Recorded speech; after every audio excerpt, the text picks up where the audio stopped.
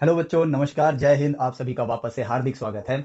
Logarithm के video lecture के अंदर, जो कि हमारा लास्ट वीडियो लेक्चर था, वहां पर हम लोगों ने लास्ट में एक नए नंबर का जिक्र किया था, जो कि था आपका ई, जो कि नेचुरल लॉग के अंदर यूज होता है, यानी कि यूलर्स नंबर। और वहीं पर मुझे पता है आप लोगों के मन में क्यूरियोसिटी जागी होगी कि ये जो इस इतने इंपॉर्टेंट से नंबर की हम बात कर रहे हैं, इस बेमिसाल से नंबर की जो हम बात कर रहे हैं, इसको इंसानों ने कैसे ढूंढा होगा। नंबर्स की वजह से ह्यूमंस इतने इवॉल्व हुए हैं, नंबर्स के जरिए हम कुदरत को समझ सकते हैं, और ये एक इंपॉर्टेंट नंबर है, तो इसकी खोज को जानना तो हमारे लिए बहुत ही ज्यादा जरूरी बन जाता है।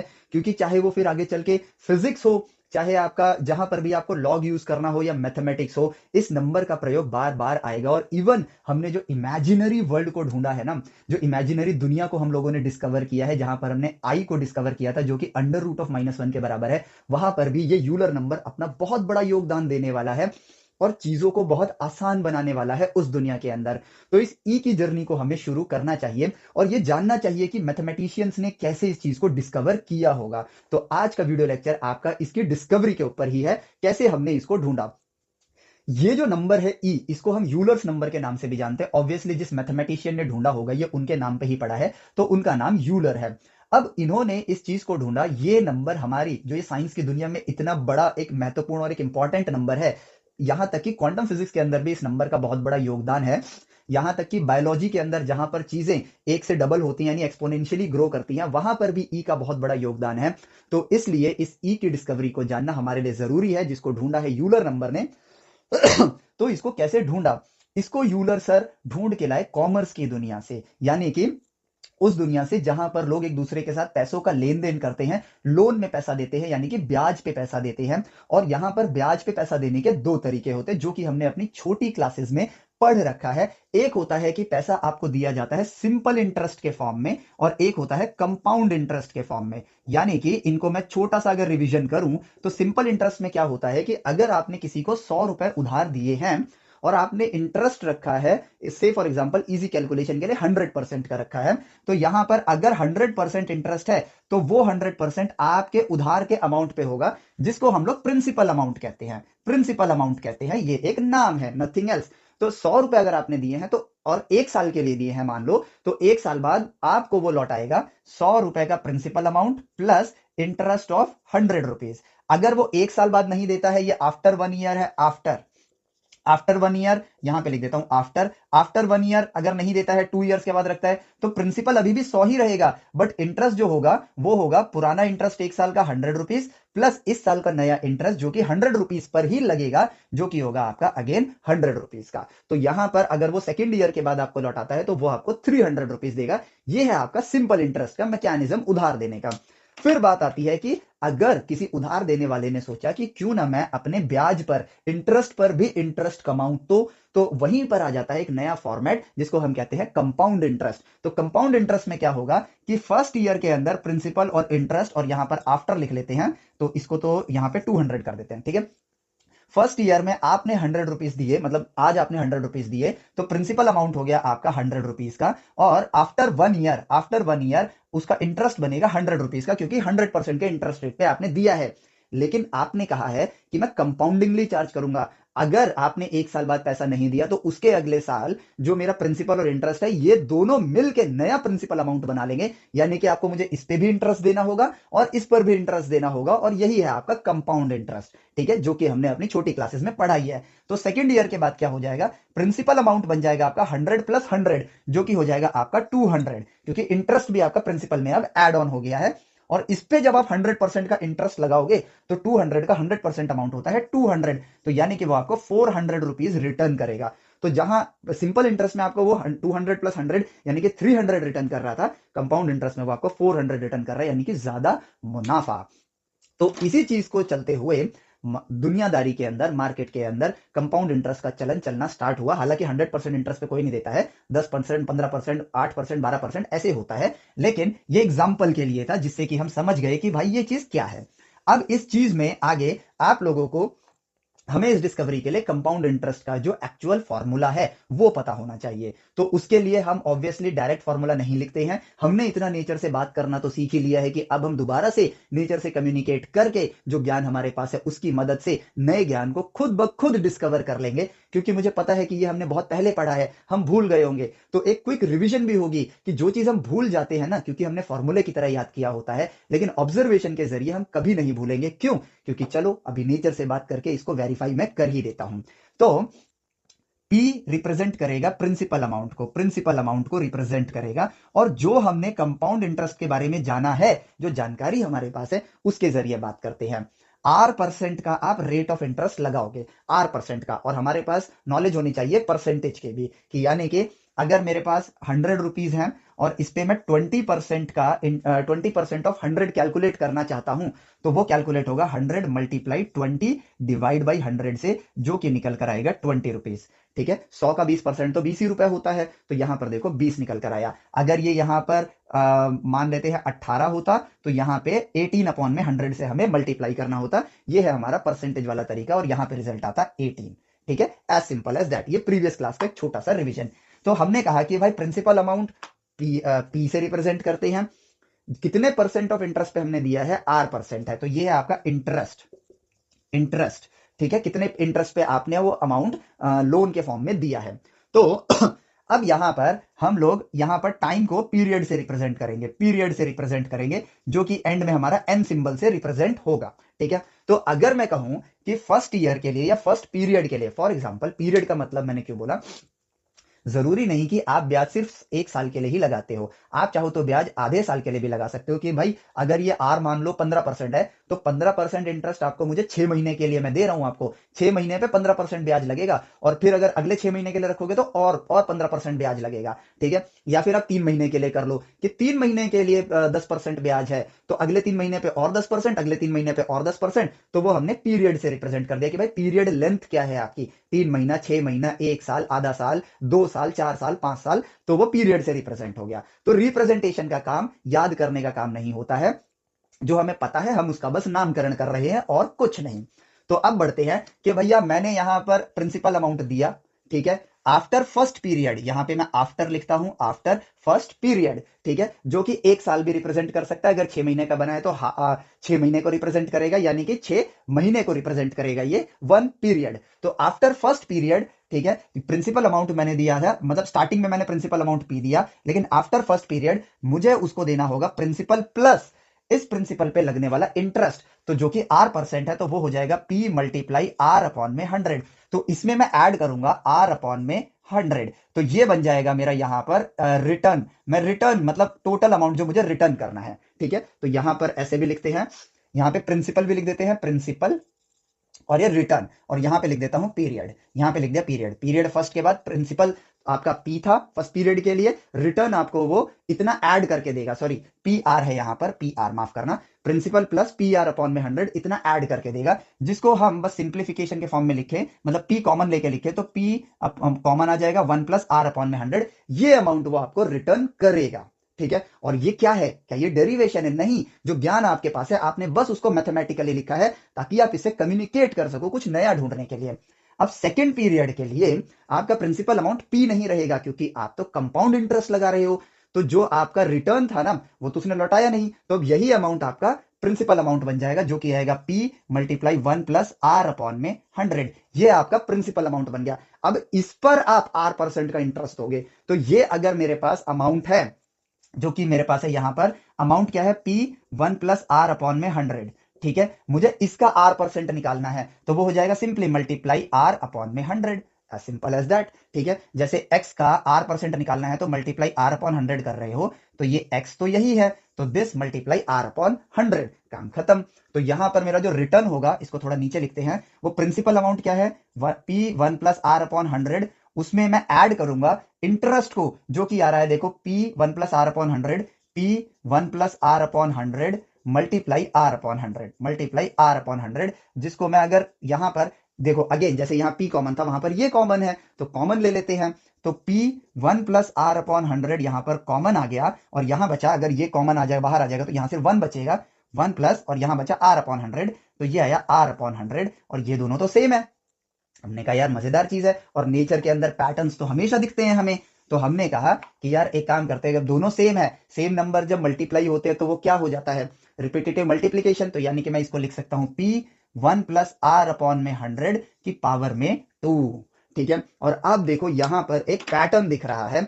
फिर हमने सेम चीज करी थर्ड पीरियड के लिए। ठीक है, इसको इसको हमने इसको प्रिंसिपल अमाउंट में लिया, फिर उसमें रिटर्न को ऐड किया, इंटरेस्ट को ऐड किया, और फाइनल रिटर्निंग अमाउंट देखा, तो वो हमारे पास आया थर्ड पीरियड के लिए जो फाइनल अमाउंट आया वो आया पी 1+r/100 की पावर में 3। फोर्थ पीरियड के लिए आया पी 1+r/100 की पावर में 4। तो एन पीरियड के लिए आ गया, nth पीरियड के लिए आ गया पी 1+r/100 की पावर में n। एंड हमने कंपाउंड इंटरेस्ट के फॉर्मूले को डिस्कवर कर लिया। ठीक है, जस्ट नेचर से बात करनी है और हमारा काम यहां पर हो जाता है। और यही थर्ड फोर्थ के लिए आप खुद यहां पर कर सकते हो, करके सेल्फ डिस्कवर करो कि हम यहां तक कैसे पहुंचे। ऑब्वियसली पैटर्न मिला हमें, और उस पैटर्न की मदद से हम लोग यहां पर कंपाउंड इंटरेस्ट के फॉर्मूले पर पहुंचे। तो कंपाउंड इंटरेस्ट के हिसाब से आपको nth पीरियड के बाद जो फाइनल अमाउंट देना है, ठीक है, ये फाइनल अमाउंट है, वो है इनिशियल प्रिंसिपल मल्टीप्लाई 1+r/100 की पावर में n। और n रिप्रेजेंट करता है पीरियड को। ठीक है, अगर 6 महीने का एक पीरियड है और 1 साल बाद पैसा रिटर्न किया जा रहा है, तो यहां पर n की वैल्यू हो जाएगी 2, क्योंकि एक पीरियड 6 महीने का है, तो एक साल में कितने पीरियड बनते हैं, 2 पीरियड बनते हैं। ठीक है, तो देखो ये आता है हमारे पास एक फॉर्मूला, जो कि हमने डिराइव नहीं किया है, नेचर से डिस्कवर किया है। अब जब इंसानों के पास ये फॉर्मूला आ गया था, ठीक है, तो यूलर सर के मन में एक बात आई कि यार अगर मैं यहां पर एक क्यूरियोसिटी थी उनके मन में कि यार अगर मैं किसी को 1 रुपए या उनके जमाने की जो भी करेंसी होती होगी, बट हम रुपए में बात करते हैं, 1 रुपए किसी को 1 साल के लिए 100% के ब्याज पे दूं तो मुझे कितना रिटर्न मिलेगा। ध्यान से सुनना, 1 रुपए 1 साल के लिए, ठीक है, तो मैं यहां पे लिख देता हूं, क्योंकि यही इंफॉर्मेशन हमें आगे कंक्लूड करनी है। 1 rupees for 1 year at 100% rate per year. मतलब यहां पे पीरियड लेंथ 1 साल की है, यानी ब्याज जो लगाया वो 1 साल पे लगाया 100% का। तो ऑब्वियसली उनको 2 रुपए मिलेंगे। ठीक है, उनको 2 रुपीज रिटर्न में मिलेंगे। तो इस चीज पे उन्होंने गौर करना स्टार्ट किया। तो उन्होंने कहा अगर मैं 1 रुपए पे 100% का ब्याज लगाता हूं 1 साल के लिए, ठीक है, यानी पीरियड मेरा 1 साल का है, लेकिन अगर मैं ऐसा करूं कि मैं आधा साल ले लूं एक पीरियड, ठीक है, 1 साल को 2 पीरियड में डिवाइड कर देता हूं आधे आधे साल में, ठीक है, और ब्याज जो है ना 100% ना रख के उसको भी आधा कर देता हूं, यानी 50% कर देता हूं। अब यहां पे मजेदार बात क्या हुई कि अगर मैं ब्याज 50% कर देता हूं और पीरियड को डबल कर देता हूं, यानी कि जो ब्याज मैं 1 साल पे 100% लगा रहा था, अब मैं 6 महीने पे 50% लगाऊंगा, तो क्या मुझे ज्यादा रिटर्न मिलेगा या कम रिटर्न मिलेगा, ये उनके मन में क्यूरियोसिटी थी। तो उन्होंने कहा कि मैं अब 1 रुपए तो दूंगा, लेकिन हाफ ईयर के लिए आप पे 50% का रिटर्न लगेगा। 50% पर 6 मंथ लिख देता हूं, पर 6 मंथ, ठीक है, और आपको मुझे ये पैसा लौटाना है 1 साल बाद। मैं आपको उधार 1 साल के लिए दे रहा हूं, लेकिन ब्याज 6 महीने पे लगा रहा हूं, बट मैंने ब्याज आधा कर दिया है। देखो, अगर मैंने 6 महीने पे ब्याज लगाया, पहले 1 साल पे 100% लगा रहा था, तो 6 महीना 1 साल का आधा होता है, तो मैंने ब्याज भी आधा कर दिया है। तो अब अगर मैंने आधा कर दिया तो मुझे कितना पैसा मिलेगा, तो प्रिंसिपल अमाउंट मेरे पास है 1 रुपए का, multiply 1 plus rate of interest कितना है मेरे पास, 50% का है, तो आर परसेंट की जगह r/100 ऑलरेडी लिखा हुआ है, तो ये हो जाएगा 50/100 की पावर में 6 महीने का अगर एक पीरियड है, तो 1 साल में कितना पीरियड होगा, 2 साल का होगा। तो ये बन जाता है 1+1/2 की पावर में 2, जो कि बन जाता है 3/2 की पावर में 2, जो कि हो जाता है 1.5 की पावर में 2, जो कि आएगा 2.25।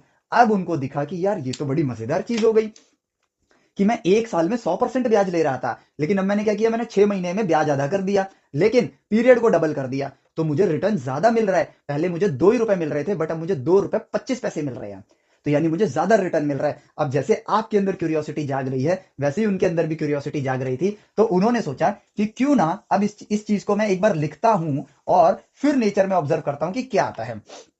तो 100% पर ईयर पे 1 रुपए अगर दिया तो उन्हें 2 रुपए मिला।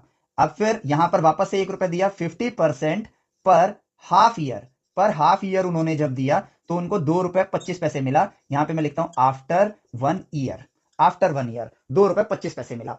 फिर उन्होंने कहा कि यार वापस से 1 रुपए देते हैं, अब एक काम करते हैं, क्वार्टरली देते हैं, यानी कि 4 हिस्सों में बांट देते हैं। तो 4 हिस्सों में बांट दिया तो परसेंटेज भी उन्होंने 1/4 कर दिया। 100% एक साल का था ना, तो एक क्वार्टर का 25% कर दिया। क्वार्टर मतलब 3 महीने होते हैं, तो 3 महीने पे 25% कर दिया। और यहां पे लिखता हूं 25% पर क्वार्टर, पर क्वार्टर, ठीक है, QUATER। तो अब देखते हैं उन्हें कितना रिटर्न मिलता है। एक क्वार्टर में 3 महीने, तो 25% का इंटरेस्ट जनरेट होगा हर 3 महीने के बाद। और फाइनल अमाउंट हमारे पास क्या बनकर आती है, तो वो बनकर आती है 1 मल्टीप्लाई 1 प्लस 25 अपॉन में 100 टू द पावर, एक साल में 4 क्वार्टर होंगे, टू द पावर 4। तो यह 1 प्लस 1 अपॉन 4 की पावर में 4, जो कि बनेगा 5 अपॉन 4 की पावर में 4, जो कि रिजल्ट आएगा। ऑब्वियसली मुझे कैलकुलेटर का यूज करना पड़ेगा, तो यहां पर मैंने डेटा को लिख रखा है। तो ये रिजल्ट आता है मेरे पास 2.44, मतलब इससे आगे भी आता है बट मैंने सिर्फ 3 डिजिट्स लिए हैं, ठीक है।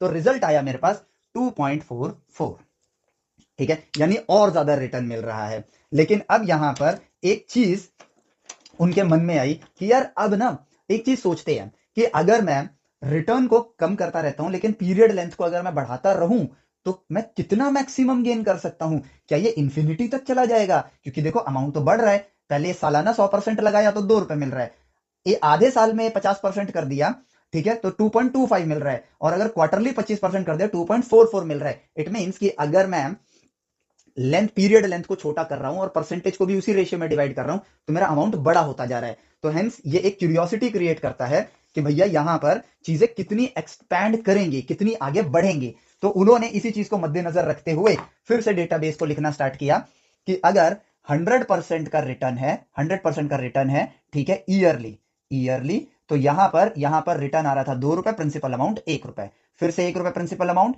50%, ठीक है, हाफ ईयरली, हाफ ईयरली, तो रिटर्न आया 2.25 आफ्टर 1 ईयर। यहां पे मैं आफ्टर 1 ईयर ही कैलकुलेट कर रहा हूं।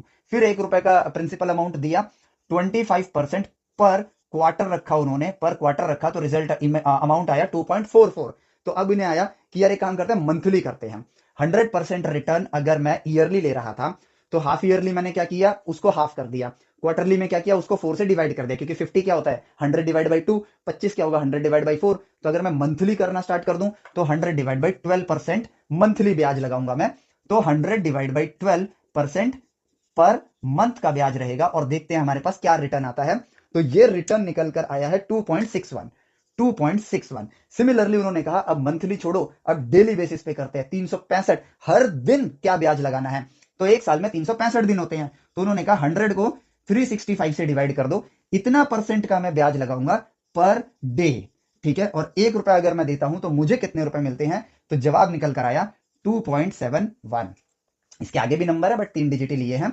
और फिर उन्होंने कहा 365 दिन, चलो एक काम करते हैं, आवरली लगाते हैं, घंटों के हिसाब से लगाते हैं, ठीक है। तो उन्होंने कहा 1 रुपए मैंने दिया, 100 अपॉन में, ठीक है, उप्स मैं नंबर लिखना भूल गया, बट यहां पर एक साल में कितने घंटे होंगे, एक साल में कितने घंटे होंगे अगर मैं इसको कैलकुलेट करूं, तो एक साल में कितने घंटे होंगे, 100, ये एक साल में 365 दिन, मल्टीप्लाई यहां पर 24 से मल्टीप्लाई कर दो, तो यहां पर आएगा 5 4 टू, चलो मैं अपना शॉर्टकट मेथड यूज कर लेता हूं अभी, ठीक है, यहां पे 0 लगा देता हूं। 5 4 20, 2 कैरी, 6 4 24, 5 2 10, ठीक है, तो ये हो जाएगा 6 और ये हो जाएगा 3, तो यहां पर आएगा 6 और यहाँ 3 कैरी आएगा, 3 4 12, 5 0 0, 6 2 12, तो 12 12 24, 24 और 3, 24 और 3 यहां पर हो जाएगा 27, तो यहां पर 7 आएगा, यहां पे 2 आएगा, 3 2 6, 6 0 0, तो यहां पर आएगा 8, 8760। तो 8760 आवर्स होते हैं एक साल में, एक साल में होते हैं 8760 आवर्स। तो यहां पर आ जाएगा 100% divide by 8760% per hour, per hour. और यहां पे उनको रिटर्न मिलेगा 2.71, 2.71812 रुपीज का। लेकिन अब जैसे जैसे वो ये डेटा लिखते गए, तो उनको नजर आया कि यार एक चीज अगर हम ध्यान से देखें, एक चीज अगर हम ध्यान से देखें यहां पर, तो एक चीज क्लियरली शो हो रही है कि यस मेरा अमाउंट बढ़ रहा है। ध्यान से देखना, हमारा अमाउंट बढ़ रहा है, लेकिन अगर मैं इनका डिफरेंस देखूं तो वो आ रहा है 0.25 का, इनका डिफरेंस देखूं तो आ रहा है 0.19 का, इनका डिफरेंस देखो तो आ रहा है 0.17 का, इनका डिफरेंस देखो तो आ रहा है 0.10 का, इनका डिफरेंस देखो तो आ रहा है 0.008127 का, ठीक है। यानी कि इसकी जो ग्रोथ की रफ्तार है ना, वो तेज नहीं हो रही है। यहां लगा कि यार ये तो बढ़ गया, यहां पे भी बढ़ गया, लेकिन अगर डिफरेंस देखूं तो वो कम होता जा रहा है। जो कि यहां पर नेचर हमें कुछ सिखाना चाह रहा है, जो हमें अभी तक नहीं पता है, जो कि हम फ्यूचर में जब इंजीनियरिंग करते हैं तो हम पढ़ते हैं कन्वर्जेंट सीरीज, डाइवर्जेंट सीरीज, जो इंजीनियरिंग में काम आती है हमारे पास, इवन कैलकुलस, ठीक है।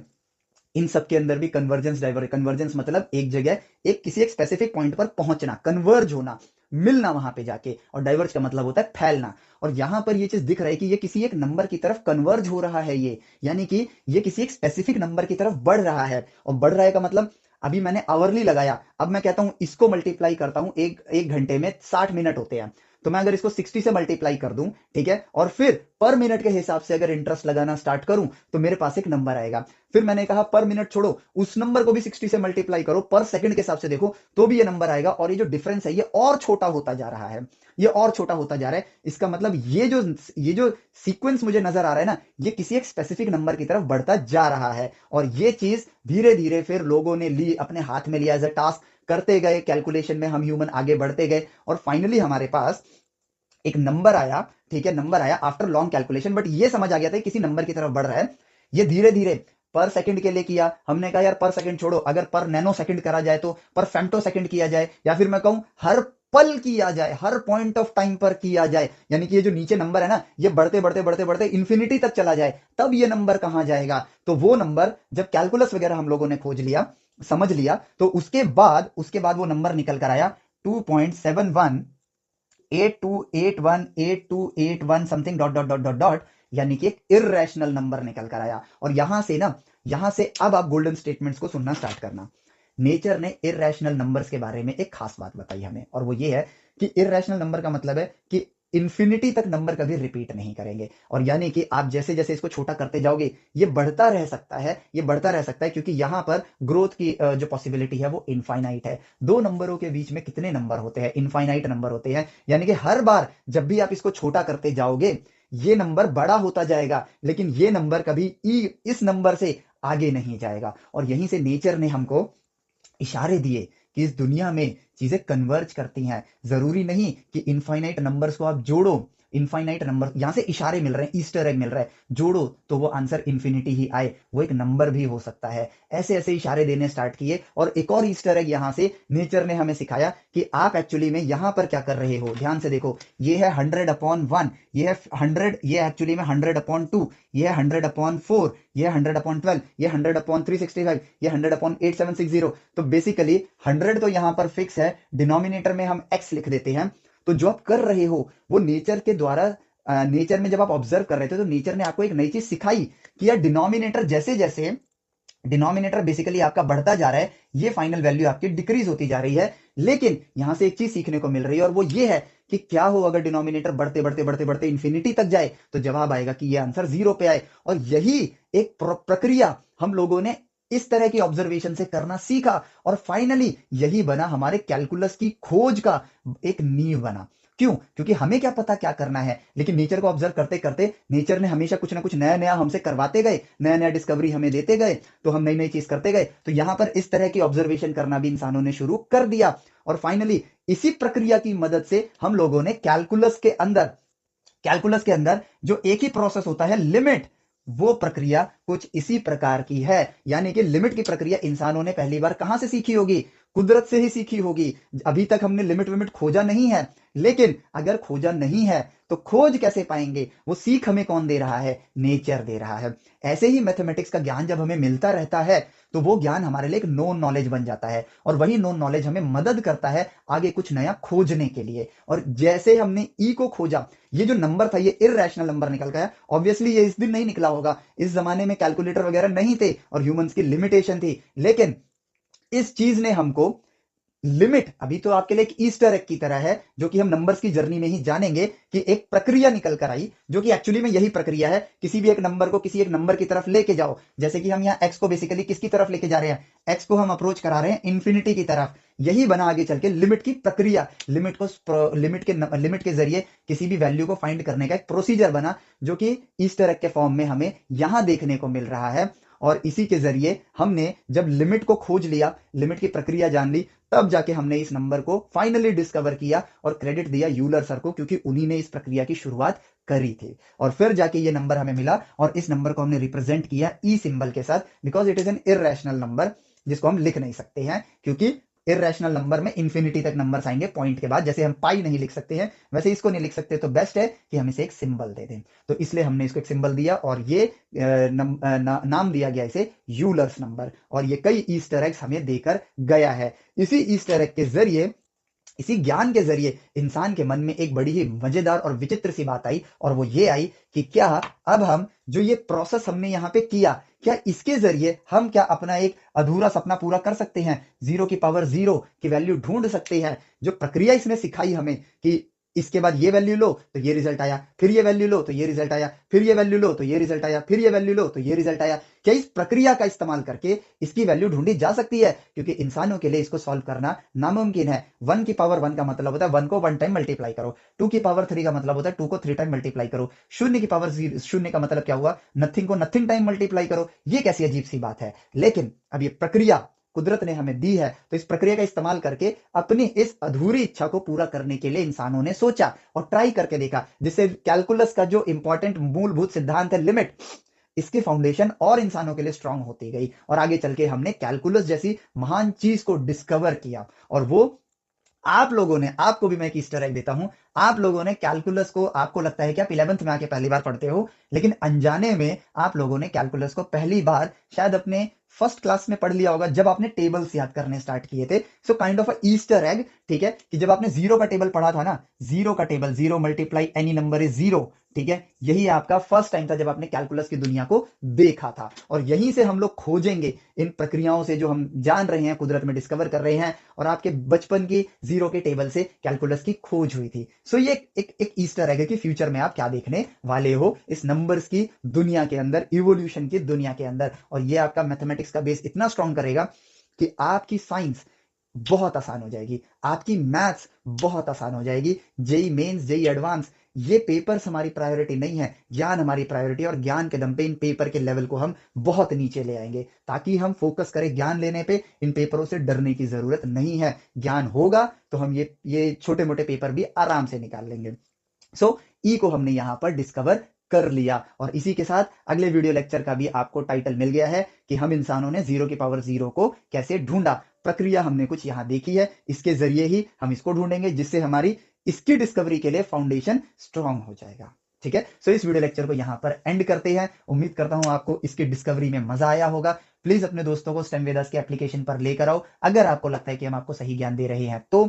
और अगर आप ऑलरेडी 11th में हो तो, और मींस 12th में जाने वाले हो, तो आप अपने 10th के जो भी नोन होंगे या आपके स्कूल में जितने भी लोग हैं, उनको स्टेम वेदास से परिचित जरूर करवाओ। मैं नहीं चाहता कि किसी को यह बोलूं कि आपको स्टेम वेदास में जबरदस्ती एनरोल करना है। इट्स जस्ट कि पहले उनको बोलो आप आओ, क्वालिटी ऑफ एजुकेशन आप देखो, राइट वे ऑफ एजुकेशन को एक्सप्लोर करो, देन डिसाइड करो कि स्टेम वेदास के साथ रहना है या नहीं रहना है। सिर्फ उनको यह बोलो कि शुरुआत आप स्टेम वेदास के साथ करो, और फिर देखो आपको मजा आना स्टार्ट हो जाएगा। सो मिलते हैं आपसे नेक्स्ट वीडियो लेक्चर में। Till then take care, bye bye, जय हिंद।